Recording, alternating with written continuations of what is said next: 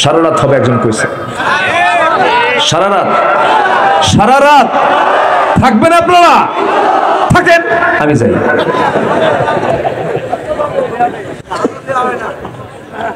অনেক ভালো আপনারা, বলি আলহামদুলিল্লাহ। তাহলে সমাজকে আবু জেহেল দিয়ে চলবে? আবু জেহেল দিয়ে চলতে পারে সমাজ? চলতে হবে রসুলের দিন দিয়া, রসুলের নেতৃত্ব দিয়া, ঠিক কিনা বলেন? আবু জেহেল দিয়ে চললে মদ থাকবে, জেনা থাকবে, সুদ থাকবে। মদ খাওয়া কি? আরো জোরে, আরো জোরে।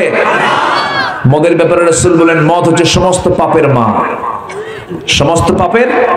আল খামরু উম্মুল খাবাইস, মদ হচ্ছে সমস্ত পাপের মা। কেমন করে দেখেন, একটা ওলি, একজন আল্লাহর ওলি একটা নগরে সে বসবাস করত। ওই নগরে একজন বিখ্যাত আল্লাহর ওলি বসবাসের পাশাপাশি ওই শহরে একজন কুখ্যাত একটা জঘন্য পতিতা নারী বসবাস করত। তো পতিতা নারী সারা জীবন বহু পুরুষের জীবন নষ্ট করেছে। সে চিন্তা করলো যে আমি শুনেছি এরকম নামে একজন বড় আল্লাহওয়ালা আছে, দেখে ওকে টার্গেট করি। টার্গেট করে তাকে ঘরের মধ্যে তুলে ফেলছে। তুলে ফেলেই বলতেছে আপনি আমাকে চিনতে পারেন না, আমি হলাম এই শহরের, এই নগরের একজন পতিতা নারী। আল্লাহর ওলি তো থমকে দাঁড়াইছেন, না জেনে কোন মুসিবতে পড়লাম। বলতেছে শোনেন, আমি যদি এখানে একটা চিল্লান দেই, একটা আওয়াজ দিয়ে ফেলি, এই নগরের সমস্ত মানুষ হাজির হবে, আপনার মান সম্মান সব শেষ হয়ে যাবে। আপনি কি সম্মান নিয়ে যেতে চান? হ্যাঁ, যেতে চাই। তাহলে তিনটা কাজ আপনার জন্য খোলা। এই তিনটা কাজের যে কোনো একটা কাজ করলে আপনি এখান থেকে ছুটি পাবেন। আল্লাহর ওলি বললেন কি কি কাজ বলো? নাম্বার 1 হলো এই যে মদের বোতল, মদের বোতল থেকে মদ খেতে হবে। নাম্বার 2, তো যদি তা আপনি রাজি না হন, আমার সঙ্গে জেনা করতে হবে, এটাও যদি রাজি না হন। নাম্বার 3 হলো সামনে যে শিশুটা বসে আছে ওকে খুন করতে হবে। আল্লাহওয়ালা মনে মনে চিন্তা করলেন, যদি খুন করি ফাকাতালান নাস জামিআ, গোটা পৃথিবীর মানুষকে খুন করার গুনাহ হয়ে যাবে। যদি জেনা করতে যাই ঈমান নষ্ট হয়ে যাবে। মদ হারাম, উনি মদটাকে ভাবলেন এটাও হারাম, যদিও হারাম কিন্তু ওই বড় 2 গুণার চাইতে এটা একটু কম আছে মনে করলেন তিনি। এই চিন্তা করে তিনি ভাবলেন এক ঢোক মদ খেয়ে যদি এখান থেকে পার পেয়ে যায় অন্তত বড় বিপদ থেকে বেঁচে যাব। উনি ভাবলেন মদটাকে ছোট গুনাহ মনে করলেন, মদের বোতল থেকে একটা ঢোক মেরে দিয়েছেন। মদ খেলে তাল না মাতাল? তাল না মাতাল? মাতাল।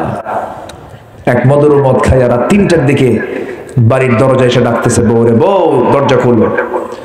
বউ তো মনে মনে চিন্তা করে রাত 3টার দিকে আসা মানে 3 বোতল মারছে। বউ তো জানে স্বামী কেমন। হ্যাঁ, কি হলো?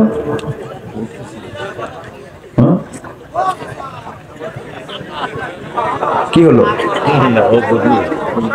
ও আচ্ছা, কাউকে সিগন্যাল দিল মনে হয়। জি, আমি জানি আপনাদের কষ্ট হচ্ছে মনে হয়। খোলা আকাশ, বসে আছেন ঠান্ডার ভিতরে, কারো কোনো আপত্তি নাই তো বলেন? বলি আলহামদুলিল্লাহ। চাচা আপনি আমাকে কি বলছিলেন তখন ভুলে গেছি আমি। বলতেছি আমি, হ্যাঁ আমার মনে হয়েছে, আপনাকে দেখেই কথাগুলো মনে হয়েছে আমার। সম্মানিত ভাইয়েরা, কষ্ট পাচ্ছেন না তো আপনারা? রাত 3টার দিকে বউ যখন শুনল স্বামী ডাকে, বউ তো জানে আমার স্বামী কেমন। এই জন্য রাসূল বলেছেন যদি ভালো হতে চাও বউয়ের কাছে ভালো হও। এবং নারীকে বললেন, নারী তুমি যদি ভালো হতে চাও স্বামীর কাছে ভালো হও। যে স্বামীর কাছে ভালো সেই বান্দি আল্লাহর কাছে ভালো, আর যে স্ত্রীর কাছে ভালো সেই বান্দা আল্লাহর কাছে ভালো। আল্লাহু আকবার বলেন।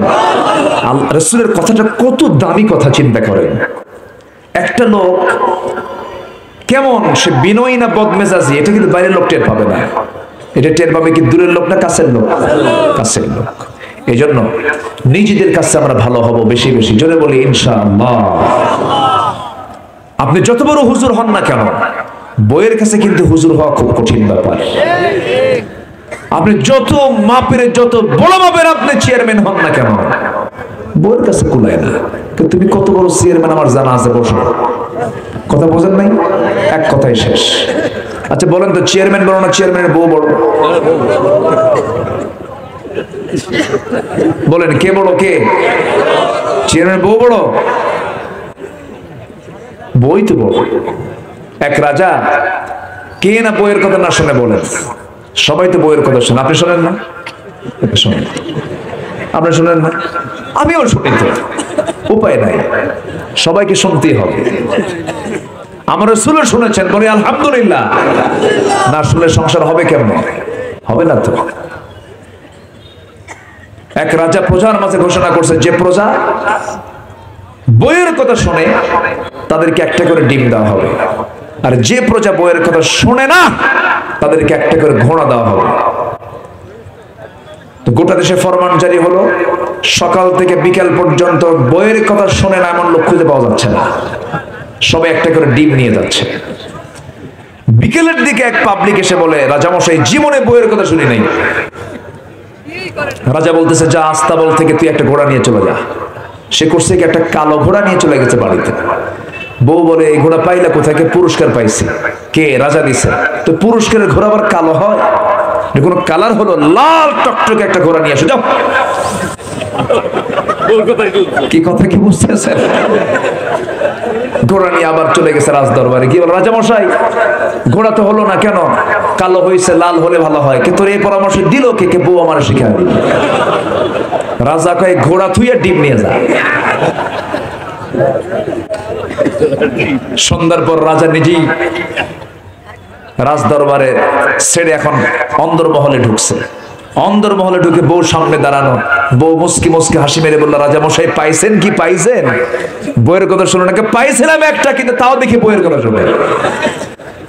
রানী বলছে, রাজামশাই অতএব এরকম বৈষম্য আচরণ করা যাবে না। যারা বইয়ের কথা শুনবে তাদেরকে দিবেন একটা করে ডিম, যারা শুনবে না তাদেরকে দিবেন একটা করে ঘোড়া। এটা বেশি কম বেশি হলো, অন্তত যারা বইয়ের কথা শোনে তাদেরকে ডিম না দিয়ে 5 কেজি করে চাল দেন।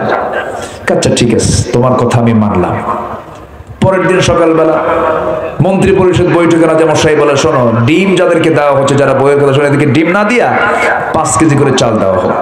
খাদ্যমন্ত্রী দাঁড়ায় বলে, রাজামশাই এই পরামর্শ আপনাকে দিল কে? তো বউ আমাকে শিখাই দিল। কি কথা কি বুঝতেছেন আপনি? বউ ছাড়া কি উপায় আছে? উপায় নেই। এই জন্য আমরা বউয়ের কাছে ভালো থাকবো, জোরে বলি ইনশাআল্লাহ। এবং বউ থাকবেন স্বামীর কাছে ভালো, ওই পরিবারের রহমত নাজিল করবেন কে? আল্লাহ তাআলা। আমার বন্ধুগণ, রাসূল যা বলেছেন সেটাই কল্যাণের কথা বলেছেন। রাসূল যে সুন্নাহগুলো দিয়েছেন সেটাই বরকতের জন্য দিয়েছেন। আমার বন্ধুগণ, আল্লাহ তাআলা যা হারাম করেছেন তার মধ্যে কোনো কল্যাণ নাই। মদ খাওয়া হালাল না হারাম? হালাল না হারাম? মদ খেলে তাল না মাতাল? দরজায় ডাকতেছে, দরজা খুলছে। বউ এখন দরজা খুলতেছে যখন, তখন সাথে নিয়ে গেছে বড় ছেলেকে। বাবা তুই সাথে আয়, তোর বাপ তো মদ খাইছে না, যে আমার থাপ্পড় মারে কিনা, ওর তো মাথাটা ঠিক নাই। বড় ছেলেকে সাথে নিয়ে দরজা খোলা মাত্রই লাল টকটকা চোখ নিয়ে বউয়ের দিকে তাকায় আছে। মদ খেলে মদখোরের কি লাল হয়? কি লাল হয় বলেন? এটা হচ্ছে মদ খাওয়ার চিহ্ন। আল্লাহ মদখোরের চিহ্ন দিছে কোথায়? চোখে। আর বিড়িখোরের চিহ্ন দিছে কোথায়? ঠোঁটে। খা, তোর ঠোঁট সিল মেরে দিলাম আর তোর চোখ সিল মেরে দিলাম, যা।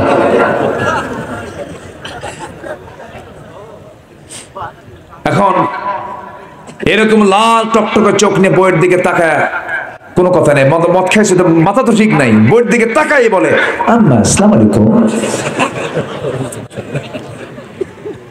বউ তো মানে হতভম্ব হয়ে গেছে। বউ এখন কয়, হাই রে, আমার কি করবে? কি বললো এটা? তোমার কি একটু হুঁশ নাই? পাশে ছেলে দাঁড়ানো, ছেলের সামনে তুমি আমার আম্মা বলে ডাকো। ছেলের দিকে তাকায় বলে, দুলা ভাই আসসালামু আলাইকুম। এখন বলেন,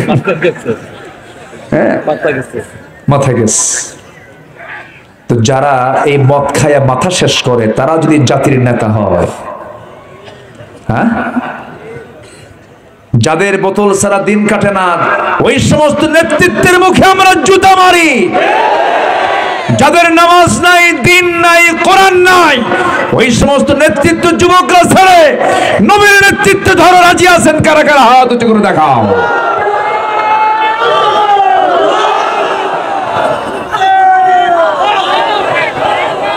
আমার নেতা তোমার নেতা, আমার নেতা তোমার নেতা। নারে তাকবীর। হাত নামান। সব দুর্বল হয়ে গেছেন, তাই দুর্বল হয়ে গেছেন। রোজা আসি নাই, তাতে যে অবস্থা। কষ্ট পাচ্ছেন নাকি আপনারা? আল্লাহ তাআলা রাসূলকে দিয়েছেন, এই পৃথিবীতে পাঠিয়েছেন কি দায়িত্ব দিয়ে? সব দিন পরাজিত হবে, বিজয়ী হবে কার দিন? আস্তুল কার দিন? সেই দিনের নাম কি? আরো জোরে, সেই দিনের নাম কি? এমনি এমনি আসবে? এমনি এমনি আসবে না।